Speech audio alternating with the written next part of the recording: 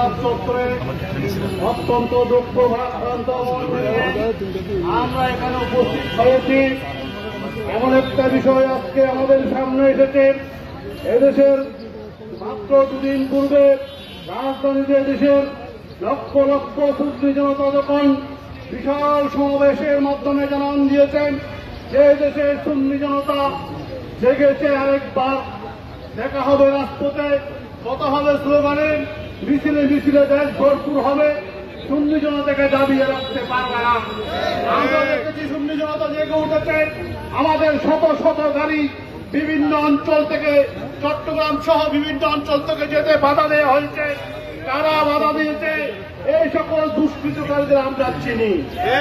প্রিয় ভাইয়ের আমার, তার দুদিন যেতে না যেতেই আজকে বাংলাদেশ ইসলামী ছাত্র সেনার প্রাক্তন ঢাকা মহানগর দক্ষিণের উত্তরের সভাপতি এবং আহলে সুন্নাত ওয়াল জামাত বাংলাদেশের গাজীপুর জেলার সহ সাধারণ সম্পাদক মাওলানা রইসুদ্দিনকে নির্মমভাবে মব জাস্টিসের মাধ্যমে হত্যা করা হয়েছে।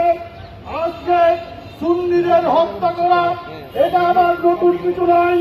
আমাদের 1986 সালে শহীদ লিয়াকত ভাই হত্যা করা হয়েছে, শহীদ হালিমকে হত্যা করা হয়েছে, জিতু মিয়াকে হত্যা করা হয়েছে, আজকে রইসুদ্দিনকে হত্যা করা হলো। এইভাবে আমাদের শহীদি পাল্লা দিন দিন ভারী হচ্ছে।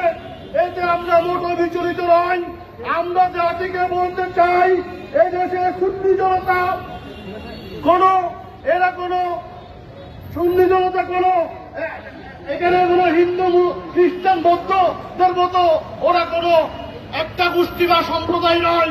এদেশের সুন্নি জনতা, এদেশে 88% মুসলমান, তার মধ্যে বৃহত্তর গোষ্ঠী হচ্ছে সুন্নি জনতা। প্রিয় ভাইয়ের আমার, সুন্নি জনতা ঘুমন্ত ছিল। আজকে বর্তমানে দেখছি সুন্নি জনতাকে জাগ্রত করা হচ্ছে। ঘুমন্ত বাক্যে জাগ্রত করা এটা কোনো ভালো লক্ষণ নয়। আমরা দেখেছি 5ই আগস্ট সৃষ্টি হয়েছে একটি ফ্যাসিস্টবাদ চক্র, স্বৈরাচারী শক্তির পতনের জন্য আরেকটি 5ই আগস্ট সৃষ্টি হোক, সেটা আমরা চাই না। আমরা এই সরকারকে, বর্তমান যে সরকার আছে এই সরকারকে সুন্নি জনতা সাধুবাদ জানিয়েছে।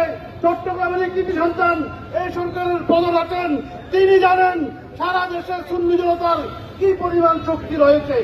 সুতরাং আমি আমার বক্তব্যকে দীর্ঘায়িত করব না। আজকে আমার ভাই শহীদ হয়েছে, আমরা লক্ষ সুন্নি জনতা শহীদ হতে প্রস্তুতি। তারপরও এই বাংলার সংসদে নারায়ে রিসালাতের স্লোগান আমরা উত্তোলন করবো ইনশাআল্লাহ। আমার পরে সামাদ ভাই গুরুত্বপূর্ণ বক্তব্য রাখবেন।